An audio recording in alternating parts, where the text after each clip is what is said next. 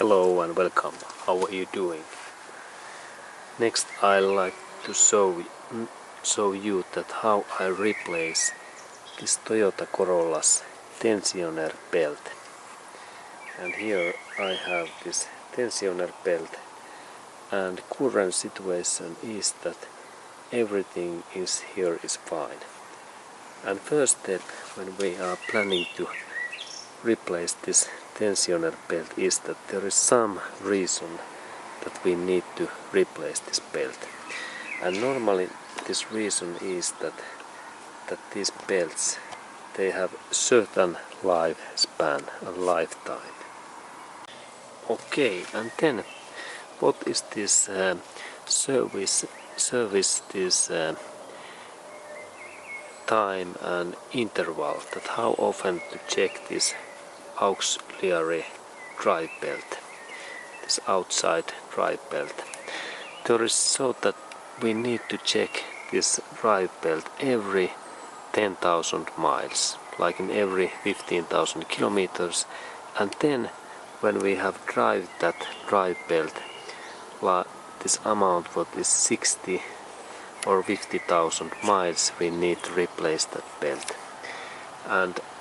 And this first is how to check that belt. Now this first check is that when we look that belt, we need to analyze that is this belt keeping sound.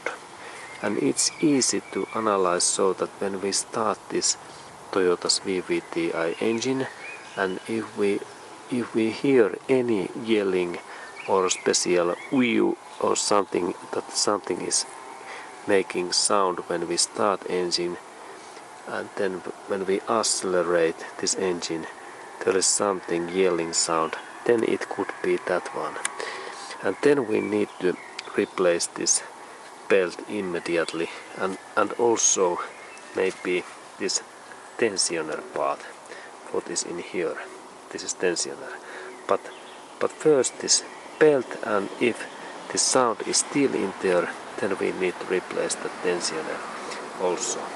But let's continue this check what we need to do every 10,000 miles. First was this sound, and second is that we need to look this tensioners, this inside area and also this outside area look. Especially we look that is there any holes or worn out in here. This belt should look similar than that one, nice, shiny, and no any holes in here. And then when we rotate that belt in that area, this is the most critical part in this belt. And here I have actually excellent other side view in here. And here we can look that nicely. And we need to check that area, that we insert our fingers in here, and then we can press that down. And when we press that, all of these blades and these lamels in here, those what are those little bit up, these rubber parts, they must be in solid and no any holes in here, like in here, no any holes. And then inside in these valleys and those deep areas, they must be also clean, that no any dirties and no any parts missing in here. This area is the example. This good drive belt must look similar than that one. And then when we rotate that little bit in here, in that sides, there can't be any holes or cuttings. When this belt becomes old, then there is cuttings, and it's then bad.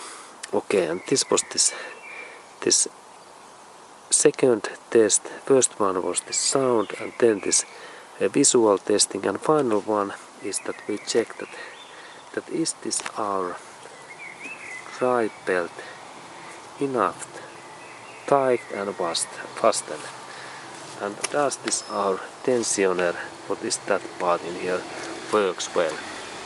And this tightening test happens so that we take our fingers in here and then we rotate in that area where is this long about in this middle that area, and when we could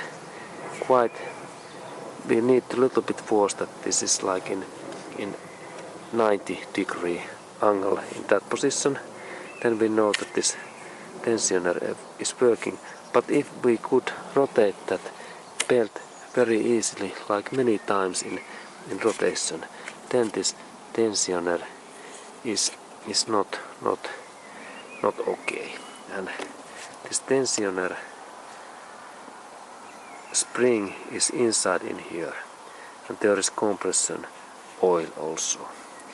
And this part can become old when we have mileage like 100 or 200,000 miles.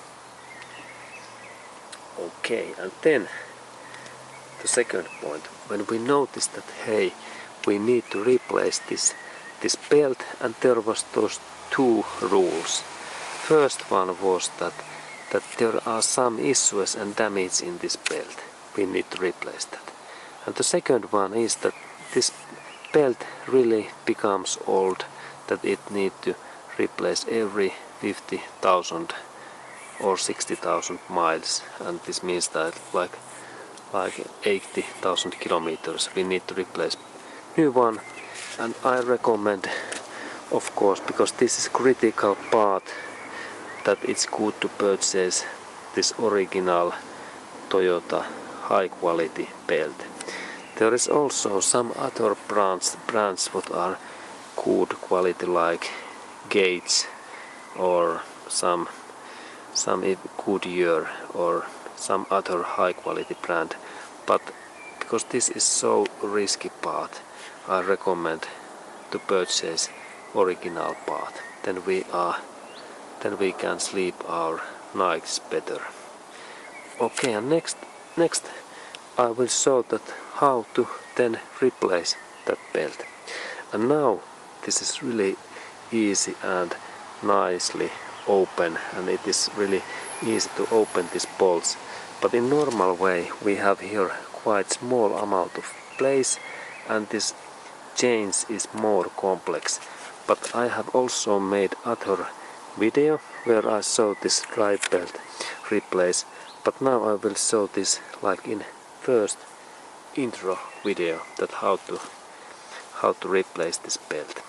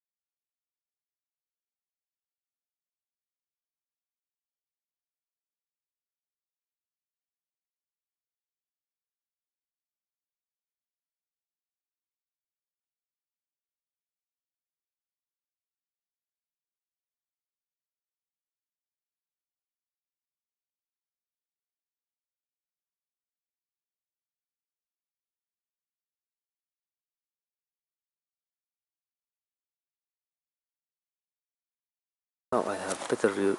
Please look that area. When I start to move that my metal socket frames down in this way, then this part moves in here and this tight belt becomes loosened. And now I start to press that and I show that there is this and in here I press that down and then we look that area what happens. Okay, now I start to press and slowly and within couple of seconds that moves. Now it's moving and then this belt is, now there is hole, and in that position I need to insert my fingers in here, not in that hole, in that upper, and I take that belt carefully out in that way. I take bigger view. Now when it's in same, I take in here and also in here, and then now, and then I can release that tensioner again up. Okay, and now this was the trick. And then I take this belt out in here and in here, and it's good to also remember that in what way this belt went, because there is possibility to install that in wrong way. And then especially this crankshaft pull lever area, it is difficult because it is in this space is small in here. But now I take it away, this belt, and then we can check that what is this my belts, and there is those text comment, and then when we have new dry belt, it is good to compare that old one, that they should be almost similar. This old one could be a little bit longer because this has been stretched a little bit, but they should be at least that wide, must be similar. And then when we start to install that dry belt back, there is situation that we need to start that job in that crankshaft area, because this is the most critical. And there is first thing that when we look this crankshaft area, there is those holes and these metallic holes, and there is an idea that these holes goes to against that area, so that they are like in one part. And it happens so that when I insert that in here, I next show how it should be. Okay, and this is really critical part, that when here are those holes, then that part must go in this way, that it goes in right smoothly in these holes. And when this belt is in there well, I will show, the belt is in this way. It is like one part. It goes in this deep, and then when we install that in this original place in here, it should be in that way. And it's good to check that sometimes it happens errors that we could install that belt in that way. And then if we look these holes in here, then we need to adjust that again in these holes. And then we need to check that this all area in through from here to here is in that way. And then sometimes it happens that we could install that in also in this way, and it's also bad mistake. But when this is in this hole, and in Toyota way this part fits nicely, then we can start to install that next part in this tensioner. And we rotate that in here, we rotate, and then I take a little bit bigger view,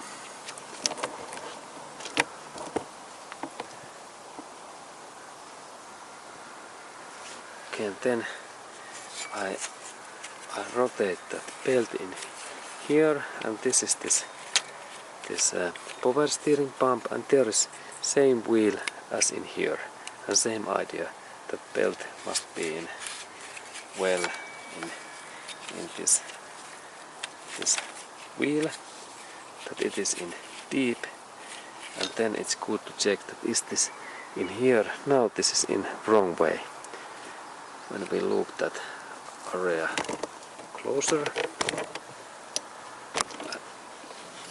it is in so that it is not in that line, and I need to immediately move that a little bit in here, that it is in. Okay, now it's in well in there.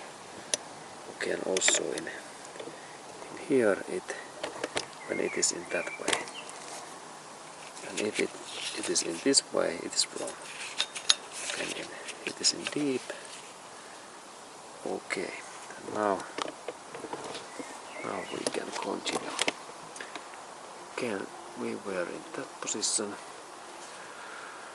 and then when this part is in here, we were in here. I go to this alternator area, and it is in here, and same idea in here. Here is also metallic wheel, and same way belt like in here, and then it happens that this part, when this is water pump. Now this water pump is totally clean, and let's go to check that it is clean, and in that position it is enough that this other side, that side, takes contact in here, and it can move this water pump, because this is so easy moving pump. It pumps coolant water. And in that way we need to now start to move this tensioner down. And it happens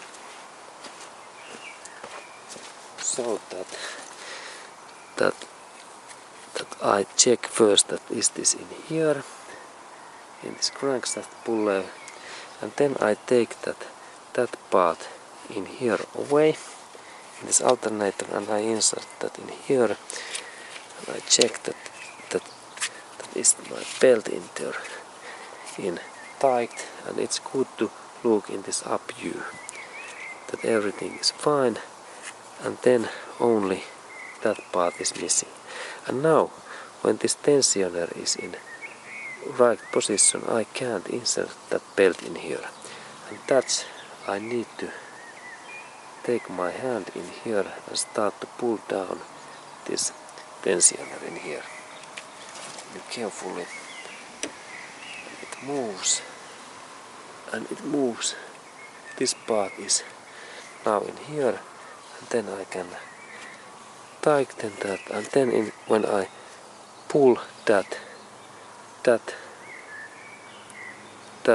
bar all time down, I have compression in my hand, and it pressed that in like 40 pounds force, and then I can insert that belt in here.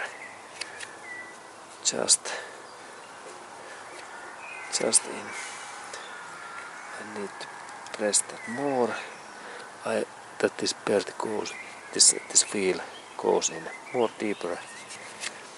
And then when it's very deep, now finally this part also goes in nicely. And then I keep my hands still in here, that I check that are those all parts okay, and then I carefully start to move my hand up, and then this tensioner start to take contact, and now it fastens these all wheels, and then we need to check all of those wheels through, that are those, is this belt in okay, and in here this is okay, and how about crankshaft, it is okay, and then alternator, it is okay, and then water pump, it is okay. And and tensioner is okay. And then we need to do this tensioner bolt tightening. This is important because this bolt must be fastened and tightened that this tensioner don't move. And now I fasten that bolt, and I need this 17mm. There is my new socket, and then I only fasten that bolt, and that idea is that now this tensioner has been make this belt enough tight, and then I lock that position. And this bolt is good to fasten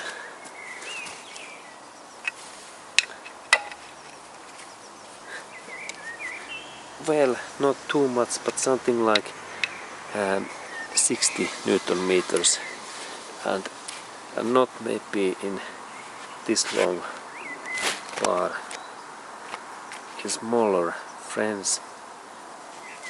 And I take my smaller tool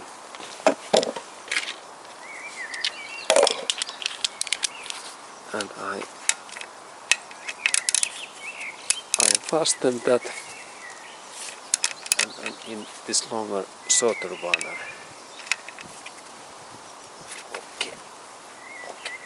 Okay, now it's enough tight. Okay, and now this tensioner, this drive belt has been replaced, and please remember that this tensioning and tensioner process is automatically. This spring makes this right force, and we don't need to move that part in our own way, because if we tighten this drive belt too much, then we have damage that our alternator bearings becomes bad, and they burn out too fast, and also in here. Okay, and this was this information how to check and replace drive belt Toyota VVT-i engine or Toyota Matrix. And please comment if you have any questions, and thank you for watching this video.